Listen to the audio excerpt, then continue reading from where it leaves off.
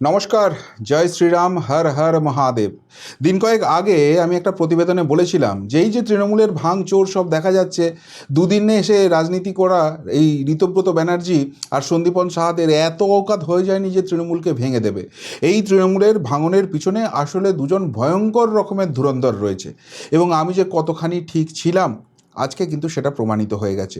একজন ধুরন্ধর যে কে সেটা সকলের সামনেই প্রকাশিত হয়ে গেছে, কিন্তু তার থেকেও দিদিমণির জন্য অসম্ভব দুঃখের টেনশনের খবর, আর একজন ধুরন্ধর এখনও ঘাপটি মেরে দিদিমণির সঙ্গেই বসে আছে, এবং এই তৃণমূলের যেটুকুনি কণাও বাকি থাকছে না সেটাকে পুরো একদম সাফ করে দেবে, আর কোনো নাম ও নিশান থাকবে না। তারপর সেই ধুরন্ধর সামনে আসবে, সেই ছবি স্পষ্ট হয়ে যাচ্ছে।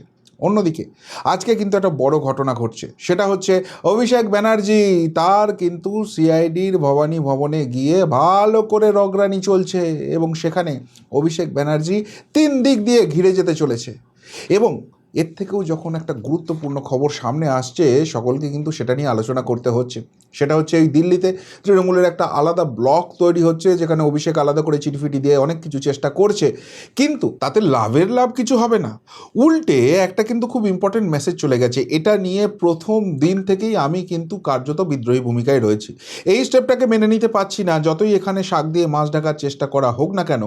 আর সেটা গিয়ে কোথাও রাজ্যের মাননীয় মুখ্যমন্ত্রীও বুঝতে পারছেন জনতার পালসটা অন্যরকম, এবং সেই জন্য আজকে এই সমস্ত কিছু নিয়ে তিনি একটা ভয়ঙ্কর সিদ্ধান্ত নিলেন। বেশ একটু জটিল রহস্যের মতো সমস্ত বিষয়গুলো লাগছে না, কোনো চিন্তা নেই, আছি তো আমি।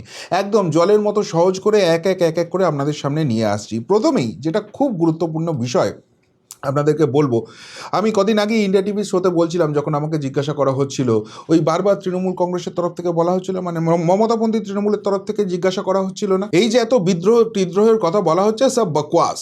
সত্যিই যদি এরকম কোনো ভাঙন তৃণমূলে হয়ে থাকে, তাহলে যারা ভাঙন করেছে তাদের সইটই সামনে আসুক। এবং তখন মিডিয়ারও একাংশ বলতে শুরু করেছিল যে ভাই দেখো, এখানে তো ওই যে 19 জন মিনিমাম নাম্বার লাগবে, সেই নাম্বারটা তো কোথাও গিয়ে পাওয়া যাচ্ছে না, এখানে 17 জন পাওয়া যাচ্ছে, ইত্যাদি প্রভৃতি সব আলোচনা হচ্ছিল। তখনও আমি বুকটুকে একটা কথা বলেছিলাম যে আমার কাছে যা খবর আছে, ওই 17, 18, 19 ওইসবের কোনো ব্যাপার নয়। 23 জন সাংসদ এক জায়গায় চলে এসেছে, এবং পর্যায়ক্রমে তারা সামনে আসবে। এবং দেখুন, ঠিক সেটাই হলো। এখন অবধি আমরা জানি যে 20 জন সাংসদ অফিসিয়ালি রয়েছে, কেননা 19 জন সই করেছে, তার সঙ্গে গতকাল সুদীপ ব্যানার্জি যুক্ত হয়েছে। কিন্তু আজকে এদের মিটিংটা দিল্লিতে হওয়ার আগে কাকলি ঘোষদস্তিদার যখন দিল্লি উড়ে যাচ্ছিলেন, তার আগে তিনি একটা কিন্তু বড় কথা বলে গেছেন যে 20 জন নয়, 22 জন সাংসদ আমাদের সঙ্গে আছে। তাহলে বাকি 2 জন কারা, সেই নিয়ে জল্পনা হচ্ছে, সেটা নিয়ে একটু পরে বলছি। কিন্তু এই খবরটার যেটা সবথেকে গুরুত্বপূর্ণ অংশ, যেখানটা আমি হলুদ কালিতে মার্ক করে দিয়েছি, ওই জায়গাটা ভালো করে খেয়াল করে দেখুন। বিদ্রোহী সাংসদদের একাংশের সূত্রে জানা গিয়েছে, রবিবার কলকাতায় হওয়ার কথা ছিল তাদের বৈঠক। পরে তাদের তরফে জানানো হয় বৈঠকটি হচ্ছে দিল্লিতে। সেখানে রাজ্যের মুখ্যমন্ত্রী শুভেন্দু অধিকারীর উপস্থিত থাকার কথা ছিল, কিন্তু রবিবার দীঘা শঙ্করপুর বোর্ডের একটি কর্মসূচি রয়েছে। মুখ্যমন্ত্রীর সেখানে যোগ দেওয়ার কথা থাকায় তিনি দিল্লি যাচ্ছেন না বলে খবর। সত্যিই ব্যাপারটা এত সহজ? মাননীয় মুখ্যমন্ত্রীর যে প্রোগ্রাম, সেটা হঠাৎ করে এরকম গজিয়ে ওঠে, যদি না খুব ইম্পর্টেন্ট কিছু হয়। এবং একটা কথা চিন্তা করুন, এত বড় অপারেশন চলছে, সেই অপারেশনটা মূলত শুভেন্দু অধিকারীর হাত ধরেই হয়েছে। বাংলাতে এই পুরো কন্ট্যাক্টটা, পুরো যোগাযোগটা, এবং সেখান থেকে কনভিন্স করা তাদেরকে দিল্লি, সব কিছু করা, শুভেন্দু অধিকারী সেখানে একটা বড় ভূমিকা রয়েছে বলে আলোচনা চলছিল। সেখানে আজকে মোটামুটি ফাইনাল পদক্ষেপ, যেখানে গিয়ে এরা ফাইনালি স্পিকারের সঙ্গে দেখা করবে, আর সেখানে দীঘা শঙ্করপুরের একটা প্রকল্প হচ্ছে, সেটার জন্য মাননীয় মুখ্যমন্ত্রী দিল্লি যাচ্ছেন না। এটা কি বিশ্বাসযোগ্য হতে পারে? আসলে একটা অংশ বলছে যে কোথাও গিয়ে শুভেন্দু অধিকারীও বোধহয় বুঝতে পারছেন যে মানুষ এটাকে ভালো চোখে দেখছে না। যতই এটা দেশের স্বার্থ, জাতীয় স্বার্থ, বিল পাশ করানোর ইত্যাদি প্রভৃতি বলা হোক, আলটিমেটলি মানুষ কিন্তু প্রচণ্ড ভীত হয়ে আছে। এই 15 বছর ধরে যে চোরেদের সাম্রাজ্য মানুষ দেখেছে, সেখানে এই চোরগুলোর সংস্পর্শ আগামী দিনে ভয়ঙ্কর রূপ নিতে পারে। সত্যিই যদি আগামী দিন এদেরকে আটকানো না যায়, রাজ্যটা আবার চুরির সাম্রাজ্যে পরিণত হয়ে যায়, মানুষ কিন্তু সেটা মেনে নিতে পারবে না। আর তার ফলে সামগ্রিকভাবে মানুষ এটা নিয়ে প্রচণ্ড ক্ষুব্ধ। আর সেটা বুঝেই কি এটার সঙ্গে দূরত্ব বাড়াচ্ছেন, যে ভাই যা হচ্ছে দেখো, আমার তো কিছু করার নেই, দিল্লির নেতারা করছেন। কেননা আজকে ভূপেন্দ্র যাদবের বাড়িতে বৈঠক হবে। এই ভূপেন্দ্র যাদবের একটা বরেলিতে বৈঠক ছিল, ক্যান্সেল করে দিয়ে তিনি দিল্লিতে বসে আছেন। এখানে নিশিকান্ত দুবে, তিনি যার সঙ্গে বাংলার সরাসরি কোনো সম্পর্ক নেই, তিনি সেখানে বসে থাকছেন। এমনকি যিনি মাননীয় স্পিকার রয়েছেন ওম বিড়লা, তারও আজকে দিল্লিতে থাকার কথা নয়, একটা বাইরের প্রোগ্রাম ছিল, তিনি সমস্ত প্রোগ্রাম ক্যান্সেল করে দিল্লিতে বসে আছেন, আর সেখানে মাননীয় মুখ্যমন্ত্রী যাচ্ছেন না। অর্থাৎ জনতা যেটা চাইছেন, বাংলার যেটা পালস, সেটা কি আলটিমেটলি দিল্লি নেতৃত্বের কাছে পৌঁছলো যে ভাই এই তোমার জুলাই সেশনে এদের দিয়ে যা বিল টিল পাস করানোর করে নাও, কিন্তু ওইটুকুনি, ওর আগে আর যেন লাইনটা না টানা হয়। যদি হয় তাহলে এখানকার মানুষ যারা ভোট দিয়ে তোমাদের নিয়ে এসছে তারা কিন্তু ক্ষমা করবে না। সেই মেসেজটা ক্লিয়ার করা খুব দরকার ছিল। আর এই পদক্ষেপেই কি সেটা ক্লিয়ার হয়ে গেল? অনেকটা ব্যাপার কিন্তু এটা নিয়ে চলছে। কিন্তু একটা খুব গুরুত্বপূর্ণ জিনিস দেখুন, যেটা আগেই আমি বললাম যে এরা বলছে এদের সঙ্গে 19 জন ছিল, সুদীপ ব্যানার্জি যোগ দিয়েছে 20 জন হলো, তাহলে আবার আর 2 জন কারা হয়ে গেল? যেটুকুনি লিস্ট আমার কাছে আছে এখনও অবধি, যারা বলেছে যে মমতা ব্যানার্জি সঙ্গ ছেড়ে যাচ্ছে না বা মুখটা বন্ধ রেখেছে, তারা হলেন কারা? অভিষেক ব্যানার্জি, কল্যাণ ব্যানার্জি, সৌগত রায়, মহুয়া মৈত্র, কীর্তি আজাদ, শত্রুঘ্ন সিনহা। এর বাইরে প্রতিমা মণ্ডল বলে দিয়েছেন, আর সাজদা আহমেদ চুপ করে বসে আছেন। বাকিরা তো মোটামুটি সকলেই ওইদিকে চলে গেছে, সাইন টাইন করে দিয়েছে, আমরা জেনে গেছি। তাহলে এই বাকি 2 জন কি এদের মধ্যে থেকে কেউ? এবং সেখানে এর আগে আমরা দেখেছিলাম দীপক অধিকারী দেব, সে বলেছিল যে দিদির সঙ্গেই আছে, সে চেঞ্জ করছে না। সেও যখন পাল্টি মেরে দিয়েছে, সেরকম এই প্রতিমা মণ্ডল করছেন, নাকি চুপচাপ থাকা সাজদা আহমেদ করছেন, নাকি বাকিদের মধ্যে কেউ রয়েছেন? কল্যাণ ব্যানার্জি, সৌগত রায়, মহুয়া মৈত্র, কীর্তি আজাদ, এরা তো পরিষ্কারভাবে বলে দিয়েছে। শত্রুঘ্ন সিনহাও যেটা বলেছেন, তার মূল বক্তব্য এটাই দাঁড়ায়। সুতরাং ওই 2 জনকে সেটা হয়তো কাল পরশুর মধ্যে ক্লিয়ার হয়ে যাবে, কিন্তু যা খবর আসছে, এই যারা থাকবো বলেছে সেই থাকবোদের মধ্যেও না থাকার দলে অনেকে কিন্তু চলে যেতে পারে। অর্থাৎ দিল্লিতে যে খিচড়িটা তৈরি হচ্ছে এনডিএ ব্লককে সমর্থন করার জন্য, সেটা খুব একটা স্ট্রেট ফরওয়ার্ড হচ্ছে না। এবার আসছি ধুরন্ধরের প্রসঙ্গটায়। সেই ধুরন্ধর আর কেউ নয়, সুদীপ ব্যানার্জি। কেন বলছি? দেখুন, এই যে 19 জনের যে তালিকা যেটা সই করেছিল, সেই 19 জনের তালিকায় কাকলি ঘোষ দস্তিদারের পাশে কী লেখা ছিল? Chief whip. শতাব্দী রায়ের নামের পাশে কী লেখা ছিল? উপদলনেতা। তার মানে এদের কোনো দলনেতারা ঠিক করেনি। দলনেতা ঠিক না করেই একটা দল তৈরি হয়ে গেল, ব্লক তৈরি হয়ে গেল, তাই কখনো হয়? তার মানে সুদীপ ব্যানার্জি, যিনি প্রথম থেকে মমতা ব্যানার্জির সঙ্গে আছেন, তিনিই আলটিমেটলি পিছন থেকে পুরো গেমটা খেলছিলেন। এবং সেই জন্য এখন যখন পুরো স্ট্রাকচারটা তৈরি হয়ে গেছে, সুদীপ ব্যানার্জি ওখান থেকে বেরিয়ে এসছেন। এতদিন ওখানে পড়েছিলেন মমতার অভিষেক কী ভাবছে সেটা বুঝে এদেরকে মেসেজটাকে পাস করার জন্য। এবার তিনি বুঝে গেছেন আর সেটার কোনো দরকার নেই, তিনি সামনে বেরিয়ে আসছেন। আর বেরিয়ে এসে এবার নেতৃত্বটা নিয়ে নিচ্ছেন। তিনিই কি এর দলনেতা হয়ে যাবেন? এই প্রশ্নটা কিন্তু উঠছে। কিন্তু তার থেকেও যেটা কোটি টাকার প্রশ্ন, 2 জন ধুরন্ধরের কথা বলেছিলাম, একজন তো সুদীপ ব্যানার্জি, বোঝা গেল। আর একটা ধুরন্ধরকে সেটা এখনই বলছি না, নিশ্চিতভাবে জানি সেটাকে, কিন্তু এইটুকুনি হিন্টস আপনাদের দিয়ে রাখছি যে তার মিশন শুধু তৃণমূল কংগ্রেসটাকে শেষ করা নয়, তার মিশন হচ্ছে মমতা আর অভিষেক দুজনের কোমরে দড়ি পরিয়ে তারপর তৃণমূলটাকে শেষ করা। সেই মিশন নিয়ে সে আছে এবং সেই মিশনে সে সুনির্দিষ্টভাবে এগিয়ে চলছে। তারপর তার কী অবস্থান হবে জানি না, কিন্তু তার সঙ্গে এই পিসি ভাইপো মিলে যে অত্যাচার করেছে, সে তার কড়াই গণ্ডায় প্রতিশোধ নেবে, এবং সেই জন্যই সে ধুরন্ধর হয়ে সেখানে বসে আছে। এই খবর মার্কেটে ছড়িয়ে পড়েছে। এদিকে এইসব যখন হচ্ছে, তখন কিন্তু আলটিমেটলি মমতাদের বিপদ আরও বেড়ে গেছে। কেননা ওই যেটা মমতার দলের স্বভাব ছিল, মমতাকে সবসময় তুষ্ট রাখতে হবে। মমতা যেটা বলবে সেটাই ভগবানের বাণী, মমতা যেটা বলবে সেটাই শেষ কথা।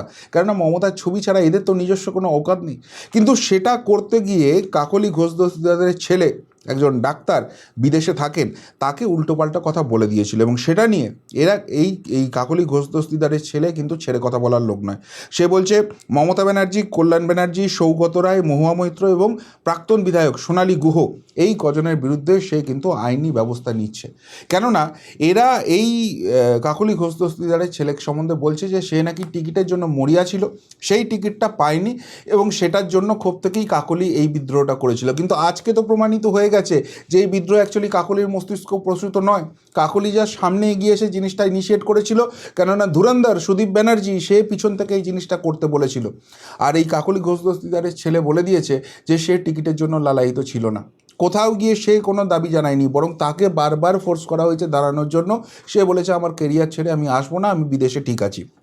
কতটা ঠিক কতটা ভুল সেটা অন্য কথা, কিন্তু এই আইনি মামলায় যে এই মমতা সহ বাকি 5 জন রয়েছে এরা যে যথেষ্ট বিড়ম্বনায় পড়বে সেটা আর কিন্তু বলার জায়গা থাকছে না। অন্যদিকে আরও বিপদ বাড়ল কল্যাণের। কীরকম?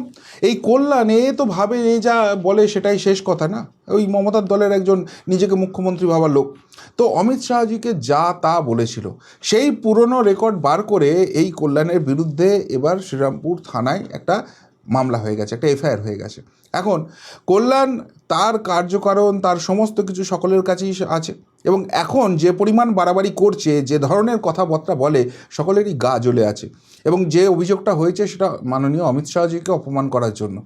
এর নিশ্চিতভাবে একটা আইনি জায়গা তো রয়েছেই, কিন্তু কল্যাণের বিপদ যে বাড়লো এটা নিয়ে কেঁচো খুঁড়তে যে কেউটে বেরোবে সেই জায়গাটা কিন্তু কার্যত নিশ্চিত হয়ে যাচ্ছে। এদিকে যখন এইসব চলছে তখন ভাইপোর বিপদ কিন্তু কোনো অংশে কমছে না, বরং মুহুর্মুহু ভাইপোর বিপদ বাড়ছে। আজকে ভাইপো 3টে বিপদের ঘেরাজালে একদম ঘিরে যাচ্ছে। এই প্রতিবেদন যখন শ্যুট করছি তখনও অবধি ভাইপো বেরোয়নি। 12টার সময় অভিষেকের ঢোকার কথা ছিল ভবানী ভবনে, ও আর রিস্ক নেয়নি, তার কিছুক্ষণ আগেই ঢুকে গেছে। এবার যে মুহূর্তে ঢুকে গেছে ওখানে আবার এসটিএফ ছুটে এসছে, সেটাও একটা মজার কাহিনী। কেননা এই ভাইপো যেখানে যায় তার সঙ্গে এতদিন ওই সুমিত রায় যেত, আর একটা পাক্কা ফেরেববাজ, জমি চিটিংবাজির সঙ্গে যার নাম জড়িয়েছে, যাকে খুঁজতে ভাইপোর দরজা ভেঙে পুলিশ ভেতরে ঢুকেছিল। তো সেই সুমিত সবসময় যেহেতু অভিষেকের সঙ্গে থাকে, তো আজকে যখন অভিষেক গেছে সুমিত ওখানে আসতে পারে, আগের দিন তোকে খুঁজে পায়নি, ওই জন্য এসটিএফ দেখতে এসেছিল। কিন্তু দেখেছিস না, আজকে আর সুমিত আসেনি, সুমিত লেজ গুজিয়ে ধাঁ হয়ে গেছে। অর্থাৎ সুমিত যদি কোনো অপরাধ না করে থাকতো এরকম পালিয়ে বেড়াতো কেন? তো যাই হোক, সেই সবের পর ভাইপো ওখানে ঢুকেছে। এবার ভাইপোর এখানে বিপদ নাম্বার 1 হচ্ছে আগের দিন যে কারণে সিআইডি সন্তুষ্ট হয়নি এবং ভাইপোকে আবার ডেকে পাঠিয়েছে, এবং সেটার জন্য ভাইপো খুব রেগে গিয়েছিল নাকি যখন যেটা চলছে, তো সেটা হচ্ছে আসল রেজলিউশনের কপি। এখন ভাইপো যদি আজকে আসল রেজলিউশনের কপি নিয়ে আসে, ব্যাস ওখানেই ফেঁসে গেল। কেননা এই বিধায়করা তো পরিষ্কার বলে দিয়েছে যে যেখানে ভাইপো এই ফেরেববাজিটা করেছে সেখানে ওই রেজলিউশনটা নেওয়াই হয়নি, যে বিরোধী দলনেতা কী হবে। তাহলে আসল যদি অফিসিয়াল কপিটা নিয়ে আসে, ভাইপো ওখানে ফেঁসে গেল। আর যদি ভাইপো নিয়ে না আসে তাহলেও ভাইপো ফাঁসলো, একদম শাঁখের করাত। কেননা এখানে ভাইপোকে হাইকোর্ট প্রোটেকশন দিয়ে রেখেছে যে 3 সপ্তাহ এই মালটাকে অ্যারেস্ট করা যাবে না, কিন্তু একটাই শর্ত, প্রধান শর্ত, যে এই পুরো ইনভেস্টিগেশনটাই কোঅপারেট করতে হবে। তো আগের দিনই তো সিআইডি বলেছে তারা অসন্তুষ্ট, মানে কোঅপারেট ভাইপো করছে না। এবার অভিষেক যেটা মেন ডকুমেন্ট সেটাই যদি না নিয়ে আসে, অফিসিয়াল ডকুমেন্টস যার বেসিসে ওই ফেরেববাজি করে চিঠিটা লিখেছিল, সই জালটা করেছিল, তাহলে তো আজকেই এস্টাবলিশ হয়ে যাচ্ছে যে বারবার বলা সত্ত্বেও এ কোনো রকম কোঅপারেট করছে না। এবং এই ইস্যুটা নিয়ে সিআইডি যখন কোর্টে মুভ করবে, আর কিন্তু মহামান্য হাইকোর্ট ভাইপোর কোনো প্রোটেকশন রাখবে না, যে তোমাকে বলার পরে তুমি করছো না, যাও এবার জেলে যাও, ওরা কাস্টোডিতে নিয়ে যা করার তোমাকে করবে। এটা গেল বিপদ নাম্বার 1। বিপদ নাম্বার 2 যেটা হচ্ছে সেটা হচ্ছে কুণাল ঘোষ। কেন 2 নম্বর বিপদ কুণাল ঘোষ? তার কারণ গতকাল সন্ধ্যেবেলায় একটা মিটিং হচ্ছিল মমতার বাড়িতে, সেখানে এই কুণাল ঘোষ আর অভিষেকের মধ্যে তীব্র বাদানুবাদ। কুণাল ঘোষ একদম অভিষেকের মুখ ছেঁচে দিয়েছে, মানে কথার মাধ্যমে আর কি, সেরকমই খবর সামনে আসছে। কেননা এই যে সুমিত রায় ফেরেববাজটা আছে, সেইটার জন্য তো দলের এরকম একটা বড় অবস্থা হয়েছে, অভিষেক একে দিয়েই সব কিছু করা, তো এরকম মোটামুটি অভিষেকের ঘনিষ্ঠ যারা তারা আজকে মিডিয়াতে মুখ খুলে বলছে। তো সকালবেলাতে যখন কুণাল ঘোষকে ওই সুমিত রায়ের জন্য পুলিশের আশা নিয়ে জিজ্ঞাসা করা হয়েছে, ও যেরকম রসিয়ে রসিয়ে বলে, বেশ ভালো করে কুণাল দিয়েছিল সেটা নিয়ে।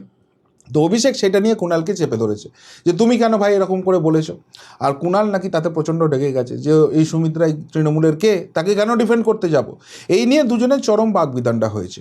এবার একটা মজার ব্যাপার দেখুন, এই কুণাল যে ওই ঘুমের ওষুধ খেয়ে নিজের প্রাণটুকুও দিতে গিয়েছিল, এই কুণাল যখন অ্যারেস্ট করেছিল ওকে গাড়ি চাপড়ানোর সঙ্গে সঙ্গে ভেতরে গিয়ে ওকেও চাপড়াতো কিনা ভগবান জানে, কিন্তু মমতার উপর সেদিন থেকে রেগে বসে আছে, বলছে মমতাকে আমার সঙ্গে মুখোমুখি বসাও, দুধ কা দুধ পানি কা পানি করে দেবো।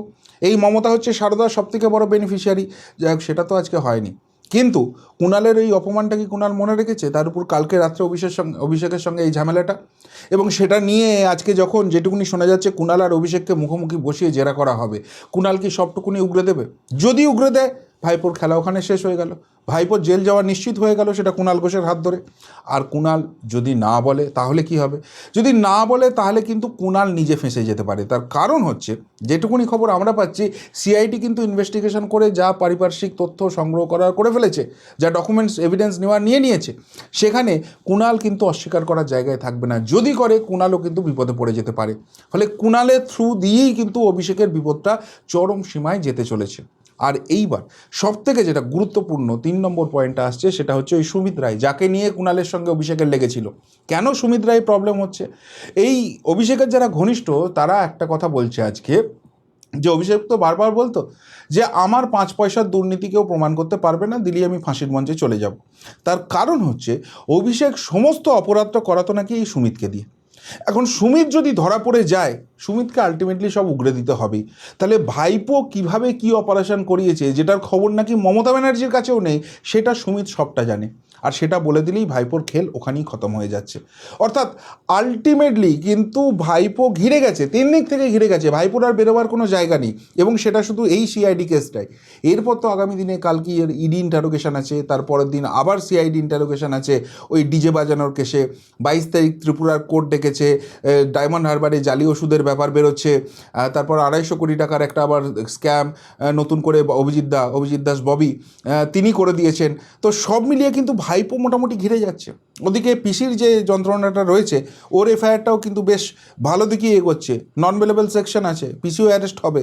আর এইসবের মাঝখানে দলটা যেটুকুনি আছে ফুস হয়ে গেছে, বেরিয়ে গেছে হাত থেকে। যদিও আজকে নাকি অভিষেক চিঠি দিয়ে পাঠিয়েছে, ওই 2 জন সাংসদ গিয়েছিল বলতে যে তৃণমূল যেন আলাদা কোনো ব্লক করে না বসতে পারে, সবাই এক জায়গায় বসবে, আমরা এক জায়গাতেই আছি। আরে ভাই, এটা পিসির বাড়ির আবদার নাকি? আসলে ওই পিছন পাকা ডেপো ভাইপো কোনোদিন রাজনীতি তো করেনি, তাই জানে না কিভাবে কি করতে হয়, কোথায় কি বলতে হয়। অর্ধেক লোক বলছে তোমার যেটুকুনি মেজরিটির জন্য দরকার যায় ভাই, এদের সঙ্গে থাকবো না, এরা চোর চিটিংবাজ ফেরেববাজ, এদের সঙ্গে কোনো সম্পর্ক নেই। আর তুমি বলছো না আমি মালিক, এরা সব চাকর, এখানে থাকবে, এরকম হয় নাকি? তো যাই হোক, ফেরেববাজ ভাইপো ফাইনালি ভেসে গেছে, যে কোনো দিন যে কোনো মুহূর্তে অ্যারেস্ট হবে, কিন্তু বিপদ আরও বাড়ছে। কিন্তু তার মাঝখানে সবথেকে যে গুরুত্বপূর্ণ জায়গাটা, দেখুন ভাইপো তৃণমূল এগুলো অতীত হয়ে গেছে, মেইন জায়গাটা এই পশ্চিমবঙ্গের ডাবল ইঞ্জিন সরকার কতদিন চলবে, কিভাবে চলবে। সরকার দুর্দান্ত কাজ করছে, পার্টি হিসেবে বিজেপি নিয়ে কিছু কিছু মানুষের মনে প্রশ্ন হয়েছিল, কিন্তু সরকারটাকে যিনি সুষ্ঠুভাবে চালাচ্ছেন সেই মাননীয় মুখ্যমন্ত্রী, তিনি আজকে যে স্টান্সটা নিলেন, এটা যদি সত্যি সত্যিই তার জনতার পালস বুঝে নেওয়া স্টান্স হয়, তাহলে কিন্তু এটুকুনি বলা যেতে পারে যে সরকারের পাশাপাশি এবার পার্টিটাও টকবগিয়ে ছুটবে।